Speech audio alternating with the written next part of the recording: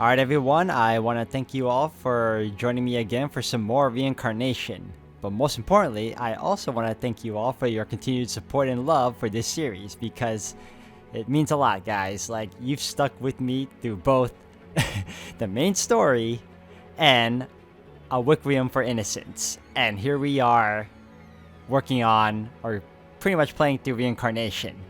And it has been a blast seeing the characters again from the main storyline living their lives in the modern era, with only having Michelle and Giselle be the ones with the current memories of the past while everyone else is living their lives, as best they can. So I'm curious to see how things go for Jacopo and Morgana at that. So with that said, guys, let's keep it going. Alright, guys, and we are back. And when I did screw something up, it was all living up to your family's name, I see, from every direction. I had no prospects in that country. They would make damn sure of that. So I left as quickly as I could manage. I expected the girl to say something snippy in response, but she stayed uncharacteristically quiet. It felt wrong not hearing anything sarcastic coming from her.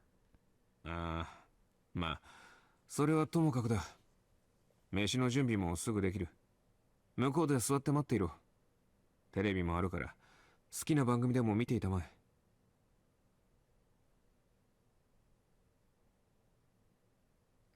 She gave a curt nod, then trotted out into the living room. 素直に動かれると、どうにも調子が狂うな。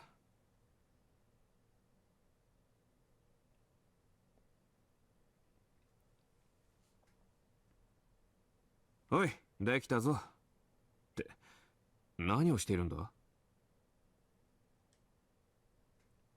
When I stepped out into the living room with 2 plates of fresh spaghetti, I was greeted with the girl staring at the remote still as a statue.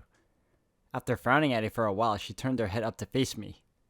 テレビを見ていろと言ったので見ようと思ったのですが、リモコンの使い方がわかりません。ボタンを押しても真っ黒。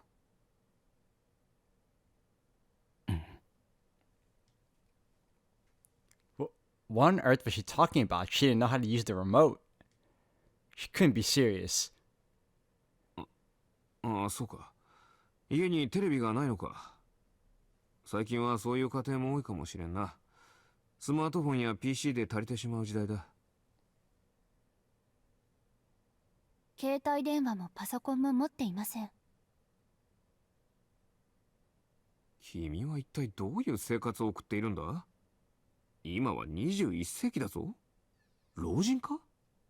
それともユダヤ人の超正統派か？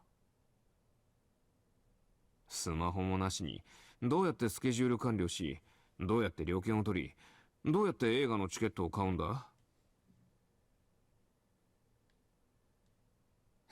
失礼ね。手帳でスケジュールを管理しますし、券売機で旅券を買いますし、窓口で映画のチケットを買います。あなたが携帯電話に踊らされているのでは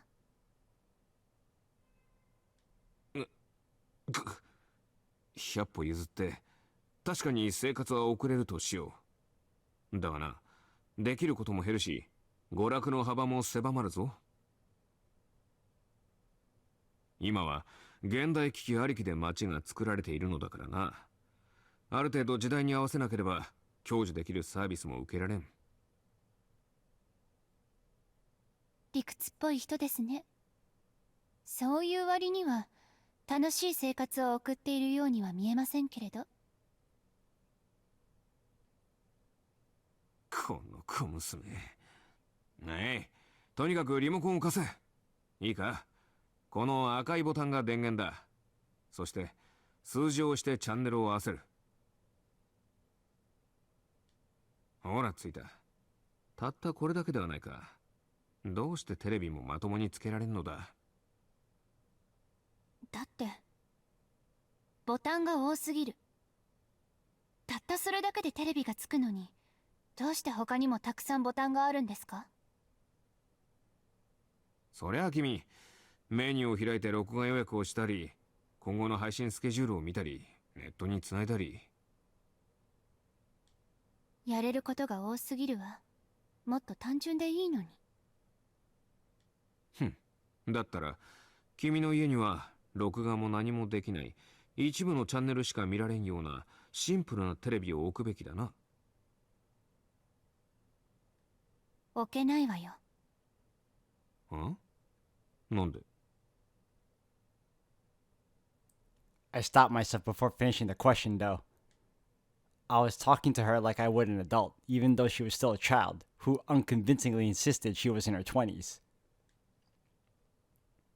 It wasn't safe to assume she didn't have these things by choice, that she didn't own a phone or a computer because she didn't want one. Her parents' shadows hovered behind her. They were complete unknowns in this equation. But if her parents wouldn't let her have these things, that was that. A fact that had slipped my mind until just now. おい、君の家族は？テレビってうるさいですね。いろんな人がたくさん喋っていて居心地が悪いわ。You know, it also occurs to me, it didn't like hit me until just now that this is the first time Jacopo is actually interacting with Morgana without the horrid scars on her face. This is him actually seeing her for who she really is too.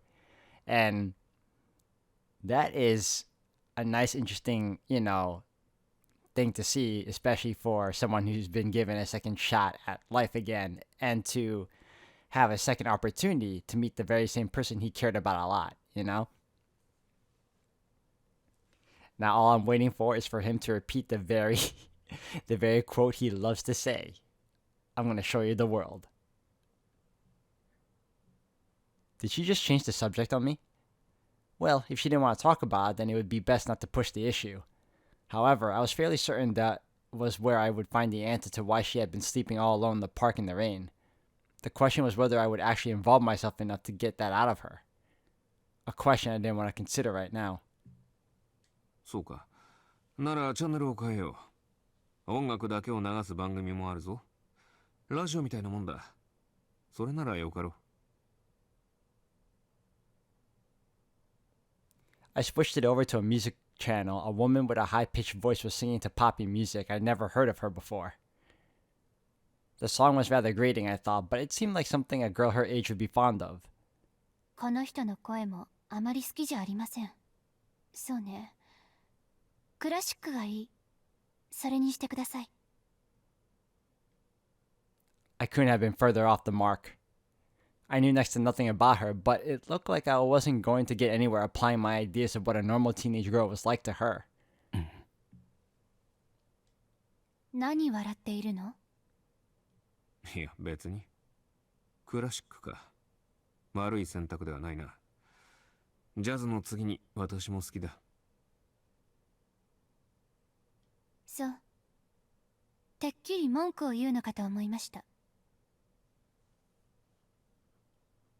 おい、私はそこまで強量な男に見えるか？だいたい、文句を言うのは君の方だろうに。まあ、それはともかくだ。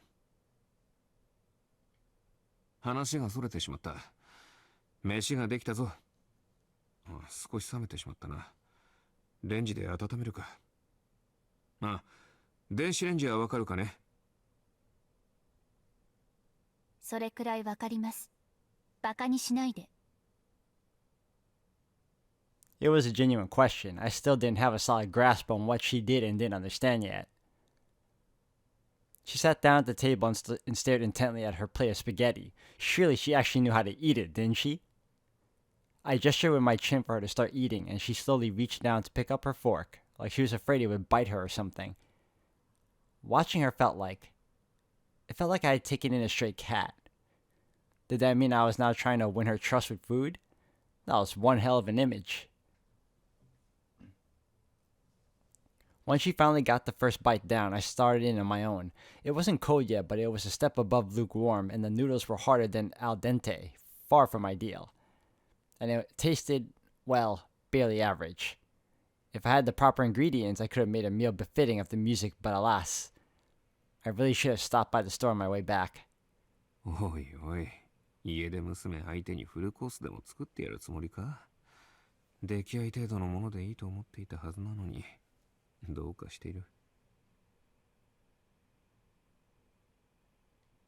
それにどうせ何を作ったところでこいつは感謝なんてしないだろ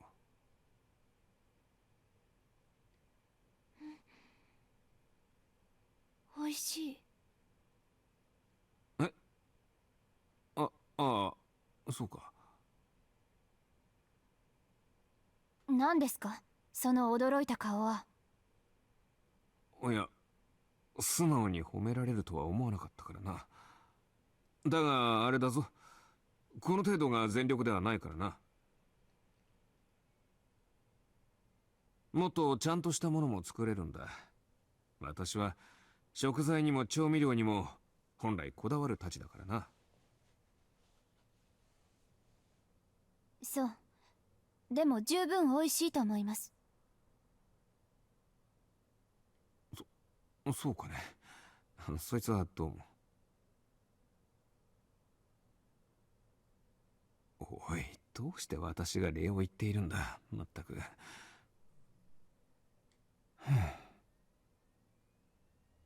考えてみたら人に飯を作るのは久しぶりだ。こうして人と食うこと自体も久しいがな。そうですか。もったいないですね。でも私も同じ。誰かとご飯を食べるのは久しぶり。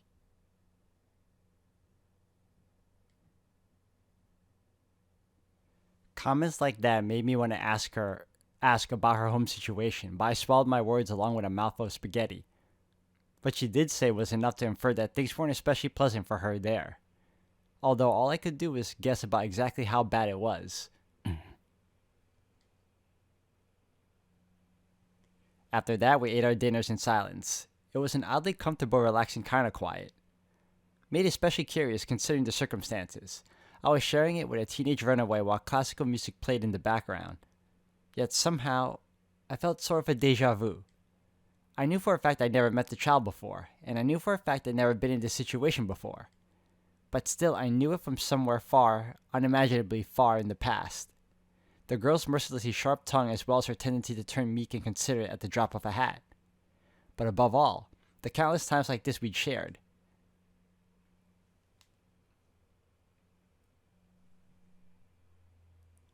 After we finished eating, I went to take a quick shower, and by the time I was out, it had gotten rather late. The girl was sitting on the couch, eyes locked in the TV, which was still playing classical music. It was a shame the channel only broadcast nature photographs to accompany the music. Footage of an orchestra performing the piece would really round out the experience. But as a simple slideshow, it was more than something you put on in the background, not sat on the couch and watched. 本を読むのでも、チャンネルを変えるのでも、映画を見るのでも、好きにしていいと言っただろうが。好きにした結果がこれです。本や映画を見る必要があれば、そう命令すればいいじゃないですか。違う。私は命令がしたいわけじゃない。ったく、人の親切を何だと思ってやがる。まあ、君がこれでいいって言うなら別に構わん。I get more of the feeling that she's doing this because she doesn't know how to either watch a movie or select the channels, even though he pretty much taught her how to using the remote. In terms of reading a book, I don't think she's the type to really wander about in his place to check out what he has to offer, you know? さて、そろそろ寝た方がいい時間だろう。向こうの寝室を好きに使え。安心しろ。私はこっちのソファーで寝る。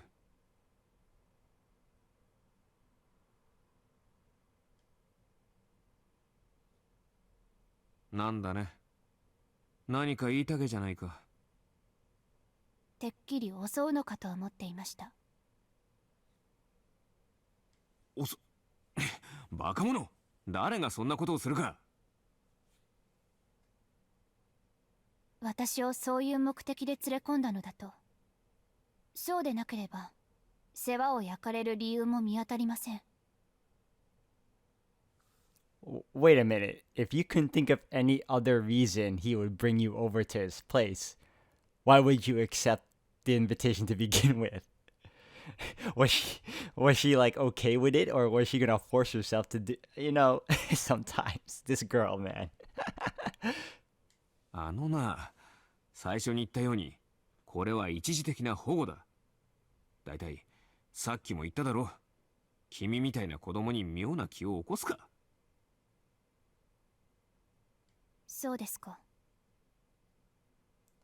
She let out a barely audible sigh of relief, not even bothering to object to my calling her a child. So did that mean she'd just been sitting there because she was too scared to bring herself to do anything else? If that was the case, I could only imagine how rough it must have been waiting for me to get out of the shower. Or maybe I could if I were a goddamn pushover. 怯えるくらいなら、公園で夜を明かそうとするな。簡単に男の家についてくるんじゃない。無防備な格好もやめろ。やっていることと矛盾していると思わんのか。もう少し自分を大切にしろ。家に来いって言ったのはあなたじゃないですか。それに別に怯えてない。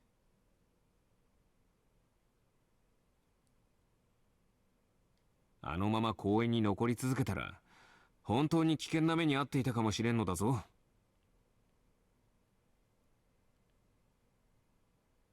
むしろ無事でいたのが奇跡としか思えん。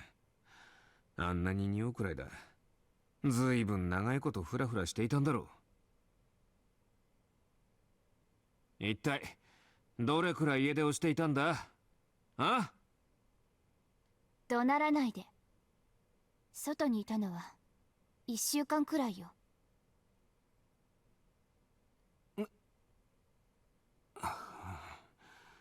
まったく運が良かったとしか。女が一人で1週間も。いや、本当に無事だったのか。妙なやつに何かされたりしなかったか。触ってくるような人はいました。なんだと。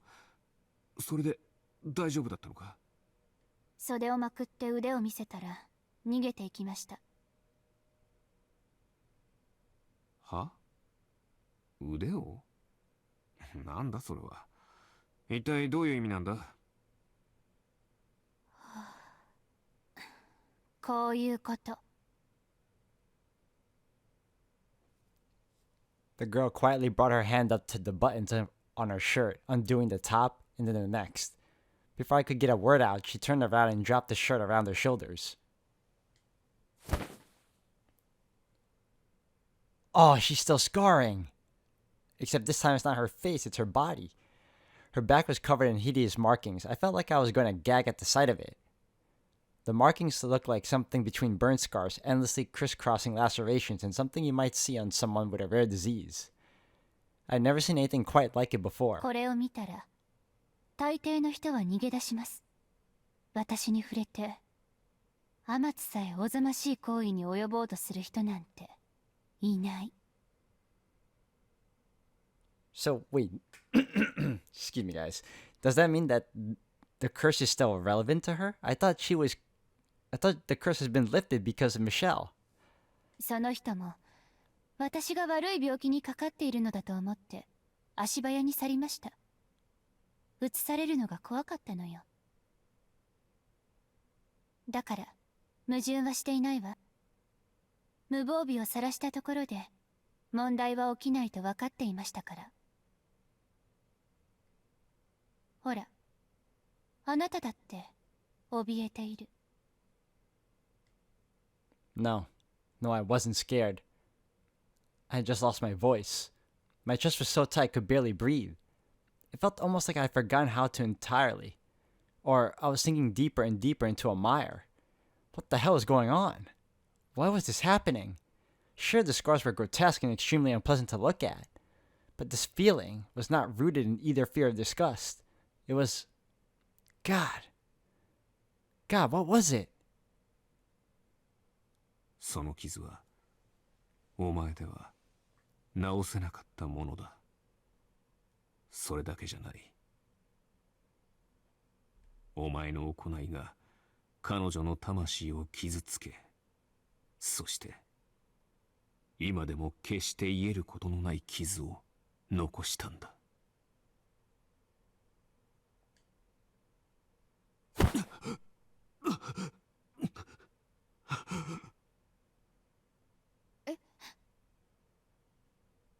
The next thing I realized, I was on my knees, breathing rough, and my hand clenched before my heart. What the hell was that? There was a voice condemning me, reminding me of my mistakes, accompanied by a crushing torrent of emotions. そんなに気持ち悪かったんですか？勝手に見せてしまって悪かったわ。違う、そういうことじゃない。君の傷はちっとも気持ち悪いものじゃない。むしろそれは私が傷つけてしまったもので。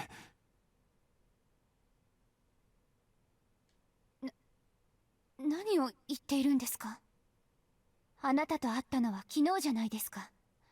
この傷はあなたと関係ありません。誰かにつけられたものではなく、生まれつきなんです。病気でもなく、昔からずっとあるもの。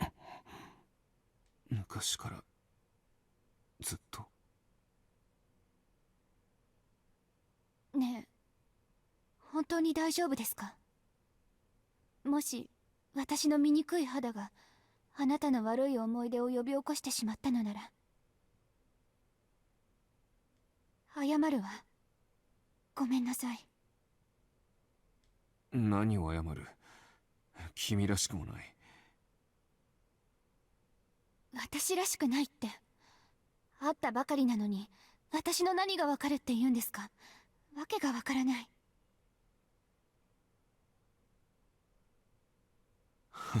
そうだな。まったくその通りだ。妙なやつだよ私は。おかしなことを言って悪かった。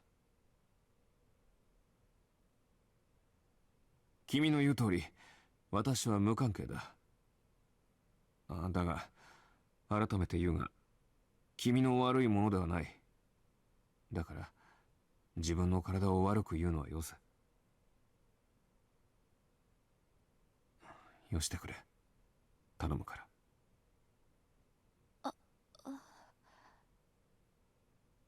She fell silent for a few moments as though in thought, then gave a soft nod, to which I responded with an equally soft chuckle. The tightness in my chest remained entirely unrelieved, though. Had I honestly done nothing to cause those scars? 夢で君みたいな傷を持つ少女と出会ったことがあるんだ。そしてその少女を私は、その続きが思い出せない。だがこんな話をしてどうする？夢で君と会ったかもしれないなんて。頭がおかしいとしか思えん。それこそこいつを怖がらせるだけだ。問題は起きないと君は言ったが、世の中には女だったらどんな相手でもいいと思うやつもいるんだ。用心に越したことはないだろう。そうかもしれないわね。認めるわ。多少は自暴自棄になっていたんだと思います。これからはもう少し気をつけるようにします。そうだな。そうしてくれるとこっちもほっとする。とにかく今日はもう寝ろ。夜中に喉が渇いたら冷蔵庫の中のものを好きに飲んでいい。それから君に勝手に触るような真似もしないから安心していい。君の許可なく触れたりはしない。わかりました。それじゃあおやすみなさい。ああ。なあ君。何です？まだ何かあるんですか？いや、ただ、私は君を傷つけないからな。本当に変な人ですね。もうそんな心配はしていません。なんだかよくわからないけれど、あなたは他の人と違うみたいだから。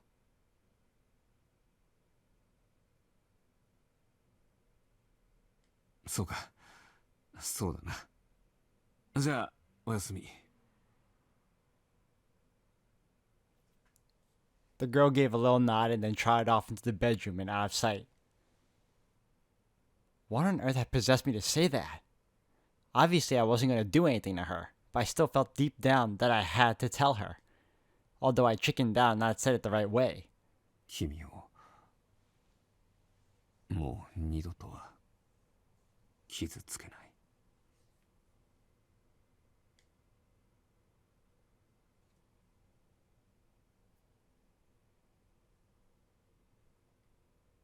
I was standing in a large room. It was more space than I knew what to do with, even with the huge bed sitting at the far wall. Like the rest of the house, the room smelled of cigarettes. Normally, I couldn't stand the smell, but it didn't bother me as much here for whatever reason. I never stayed at anyone else's house before, and it wasn't like I'd been planning to change that anytime soon, despite the man's accusation that I just casually followed him home. I wanted to send him away when he told me to come with him. I wasn't stupid. You'd have to be crazy to follow a complete stranger, and an older man at that, home. So why had I come with him? I couldn't explain it myself. Was it just me not caring about my own well-being? Was there really nothing else to it? Something told me that wasn't the case, that something else had pushed me to agreeing. It didn't make any sense. He was an angry, mean, bitter man. There was nothing at all likable about him. At most, he did seem like he would always be honest with me. Finally able to relax, I realized I was incredibly tired. I barely even had the energy left to think. It was probably time to sleep. 落ち着く香りね。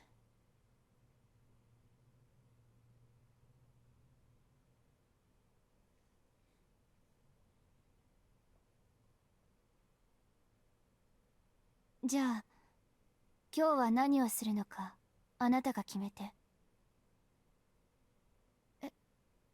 歌？いいけど。なんで笑っているのよ。私が素直にうなずいたのがおかしい？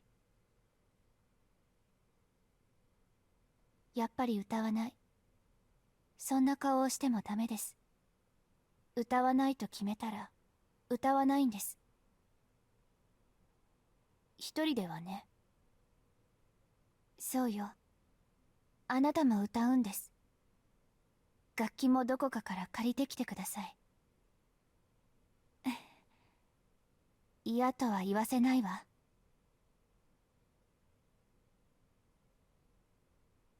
一応聞いておきたいんですけど、穏便に借りてきたんですよね。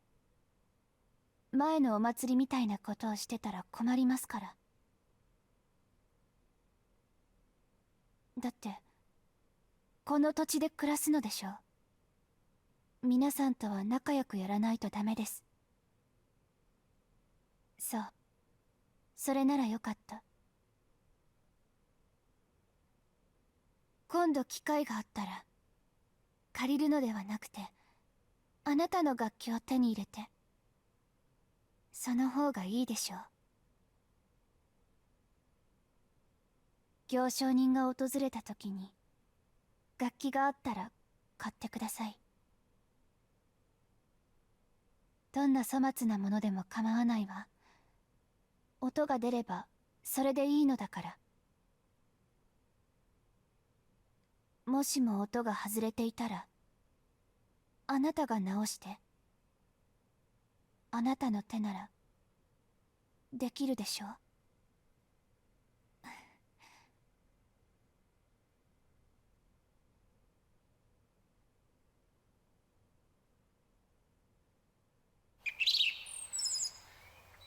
That night, I had a strange dream. fields of wheat, a lute, our homeland. I've never seen a field like that before, at least not outside of photos. That said, it felt as though it had been forever since I'd slept soundly enough to dream. I almost wanted to go back to sleep even though it was already morning. Maybe I would be able to see more of the dream if I did. It was bizarre. Something felt familiar about the field, though I was positive I had never been there in my life. It was an incredibly warm, happy dream, but somehow also deeply sad. And who was that in the dream with me?